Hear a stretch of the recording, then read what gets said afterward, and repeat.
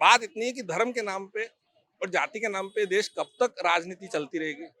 आप जातिगत आज आरक्षण जो है, सवाल इसमें नहीं कि आरक्षण को खत्म करना चाहिए, बात है आरक्षण देना क्यों चाहिए था, उसके पीछे संविधान में उद्देश्य क्या था कि भाई जो गरीब तबका वर्ग है, जो पिछड़े बहुत समय से हैं, उनको ऊपर उठाया जाए। अब सपोज मैंने आरक्षण लिया और मेरा परिवार स्थिर हो गया, तो मुझे आरक्षण से बाहर करना चाहिए। आप फ्री में कुछ बांटो मत, आप लोगों को काम करने के लिए दो ना। जितना पैसा आप फ्री में बांटते हो उससे कोई रोजगार की योजना चलाओ।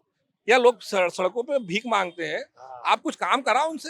अरे कम से कम कुछ नहीं तो सफाई करा लो। ये देखो यहाँ गंदा किचरा पड़ा है, आप ये सफाई कराओगे, उसके बदले पैसे दे दो। पर वो मेहनत किसी को करना नहीं है और फ्री में पैसा आए तो वो सबको लेना है, और कर्ज, और आम आदमी को तो टैक्स चुकाना है। और एक मैंने कहीं देखा था, मेहनत करना है लेकिन पैसा देना नहीं है। हाँ, तो मतलब वही मेहनत आगे करना है लेकिन पैसा देता नहीं है। मेहनत हम भी करेंगे, कहीं हम सुना बोलेंगे, था हमने सब ले लो। कि आपको कौन सी सरकार चाहिए, मछली पकड़ के देने वाली या सिखाने वाली के ऐसे पकड़ते हैं मछली। मैं तो बोलता हूँ सरकार वो होनी चाहिए, लोगों को काम करना सिखाए। अभी देखो आप, मैं किसी राज्य का बोलूंगा ना, तो है, आप तमिलनाडु में देख लो, जयललिता ने या इन लोगों ने गरीब जनता को 1-1 रुपए में भोजन दिया। अब मेरे को बताओ, जब मेरे को 1 रुपए में भोजन मिल रहा है तो मैं क्यों काम करूं? तो काम करने के लिए आप लोगों को प्रोत्साहित करो। आप फ्री में बांटोगे तो देखो, फ्री में बांटोगे तो सबको मिलेगा तो कोई नहीं जाएगा, तो काम कोई नहीं करेगा। तो फ्री में बांटने की चीज तो बंद होना चाहिए, क्योंकि आप पैसा किसका बांट रहे हो? आप पैसा किसका बांट रहे हो? जनता का ही बांट रहे हो ना।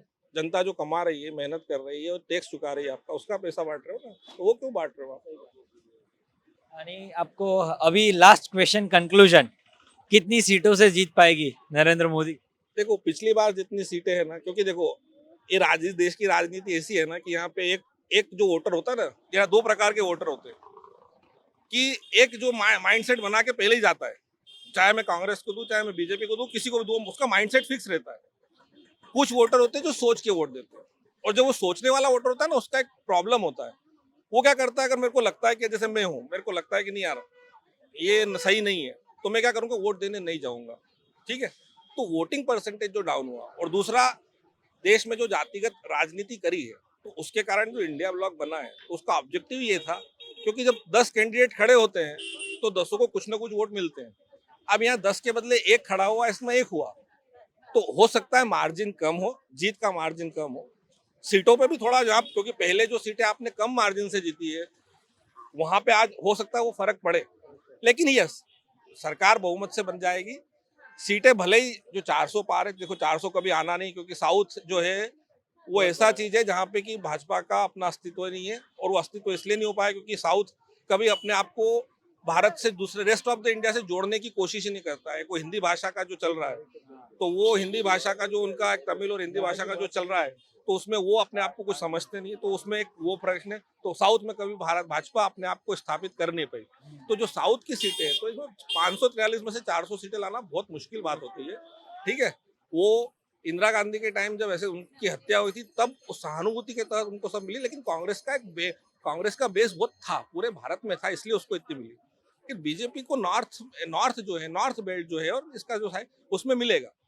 बस बीजेपी की एक ही कमजोरी है, जो एक गलत वो चीज कर रहे हैं। देखो आप राजनीति करो, लेकिन आप जो पार्टियां तोड़ते हो ना, ये मत करो, ये मत करो। एक देश में, एक अगर राज्य में चुनी हुई सरकार है, आप अगले 5 साल का वेट करो ना। पर एक, क्योंकि देखो पढ़े लिखे लोगों को ये अच्छा नहीं लगता कि आप किसी की चुनी हुई सरकार में से उसके आदमी निकाल लेते हो और फिर आप नई सरकार बनाते हो। अच्छा, दूसरी बात, एक बात तो वाकई मानना पड़ेगी कि जिस आदमी के ऊपर, अजित पवार के ऊपर, जिन लोगों के ऊपर आप विपक्ष में रहते हुए भ्रष्टाचार के आरोप लगाते हो, जब वो आपके पास आते हैं, तो वो आरोप या तो आपने लगाए तब झूठे थे, और अगर वो वाकई आरोप सही थे, तो आप उस गलत आदमी को अपनी गोद में क्यों बिठा रहे हो? कम से कम ये जो चीज है ना, भाजपा को इससे बचना चाहिए।